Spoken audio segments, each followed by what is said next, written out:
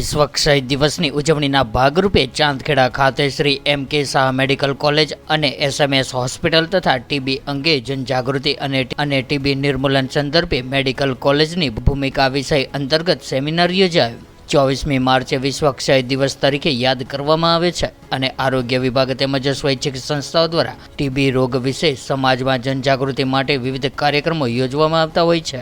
ત્યારે દેશના વડાપ્રધાન નરેન્દ્ર મોદીએ આગામી વર્ષ 2025 સુધીમાં ભારત દેશને ટીબી મુક્ત બનાવવાનું આહ્વાન કર્યું છે। ત્યારે અમદાવાદના ચાંદખેડા વિસ્તારમાં આવેલા સુપ્રસિદ્ધ શ્રી એમ.કે. શાહ મેડિકલ કોલેજ અને એસએમએસ હોસ્પિટલ ખાતે વિશ્વ ક્ષય દિવસની ઉજવણીના ભાગરૂપે આજરોજ ટીબી રોગ ની જનજાગૃતિ તેમજ ટીબીનું નિર્મૂલન કામગીરીમાં મેડિકલ કોલેજના ઇન્વોલ્વમેન્ટ વિષય અંતર્ગત ડોક્ટર ચૈત્ર શાહની અધ્યક્ષતામાં સેમિનારનું આયોજન કરવામાં આવ્યું હતું। ત્યારે આ પ્રસંગે મેડિકલ કોલેજના ડીન ડોક્ટર એ.ટી. લેવા, હોસ્પિટલના superintendent doctor M N. Prabhakar, public health expert અને department of respiratory medicine doctor Satish Makwana તેમજ મહાનુભાવો ખાસ ઉપસ્થિત રહીને સમગ્ર કાર્યક્રમને સફળ બનાવ્યો હતો। ત્યારે આજના પ્રારંભે મહાનુભાવો દ્વારા દીપ પ્રાગટ્ય કરવામાં આવ્યું હતું અને ત્યારબાદ મેડિકલ કોલેજના ડીને ડોક્ટર એ.ટી. લેવા દ્વારા મંચસ્થ મહાનુભાવોનું શાબ્દિક સ્વાગત કરીને ટીબી ક્ષય રોગ સામે લોકોમાં જાગૃતિ કેળવવા માટે આ સેમિનારનું મહત્વ વિશે જણાવ્યું હતું અને આ પ્રસંગે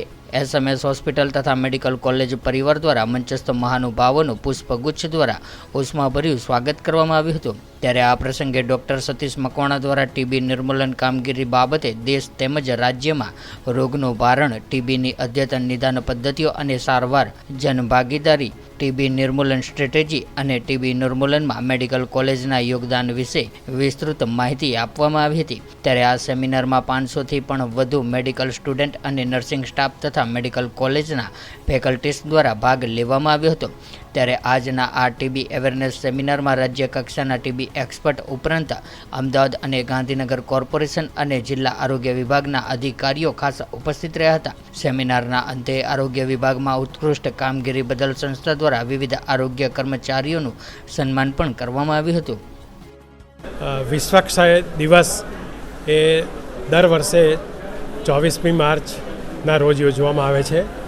24મી માર્ચ એટલા માટે યોજવામાં આવે છે કેમ કે આજથી 1862માં ક્ષયના જીવાણુની શોધ રોબર્ટ કોક્સ નામના વૈજ્ઞાનિકે કરેલી, એને યાદ કરી અને ટીબીના કાર્યક્રમમાં જે કંઈ આપણે સફળતાઓ મેળવી છે એ પ્રોગ્રામને જો ખરેખર ફળીભૂત કરવો હોય તો આવા પ્રોગ્રામ CME દ્વારા આપણે આજે અહીંયા ડૉક્ટર એમ.કે. શાહ મેડિકલ કોલેજ અને એસએમએસ મલ્ટી સ્પેશિયાલિટી હોસ્પિટલ ખાતે આપણા ત્યાં મેડિકલ સ્ટુડન્ટ્સ, નર્સિંગ સ્ટાફ, તમામ વિભાગના વડાઓ અને પેરામેડિકલ સ્ટાફ સાથે આ પ્રોગ્રામ આયોજન કરવાનું નક્કી કરેલું, જેમાં અમારે ત્યાં અહીંયા અગાઉ જે ડૉક્ટર સતીશ મકવાણા સાહેબ છે તેમણે એમના પોતાના અગાઉના અનુભવો તમામ ફેકલ્ટી સાથે વર્ણવી અને એને આગળ ટીબી એલિમિનેશન પ્રોગ્રામ એટલે કે વિશ્વને અને ઇન્ડિયાને, ખાસ કરીને ઇન્ડિયામાં ક્ષયમુક્ત ભારત કરવા માટેનું જે અભિયાન છે એ અભિયાન કેવી રીતે ફળીભૂત કરવું એની રૂપરેખા તમામને આપી છે। મેડિકલ કોલેજની સ્થાપના 2017માં થઈ હતી। અત્યારે 2024માં એટલે 7 વર્ષના અંતે અહીંયા અમારે 250 અંડર ગ્રેજ્યુએટ એટલે MBBSનો કોર્સ ચાલે છે વિદ્યાર્થીઓનો। આ ઉપરાંત અહીંયા 13 જેટલા વિષયોમાં પોસ્ટ ગ્રેજ્યુએશનના કોર્સ ચાલે છે, જેમાં રેસ્પિરેટરી મેડિસિન કે જેમાં ટીબીના વિભાગમાં પણ પીજીનો કોર્સ ચાલે છે। આજે જે પ્રોગ્રામ હતો એક વિશ્વ ક્ષય દિવસની ઉજવણી નિમિત્તનો પ્રોગ્રામ હતો।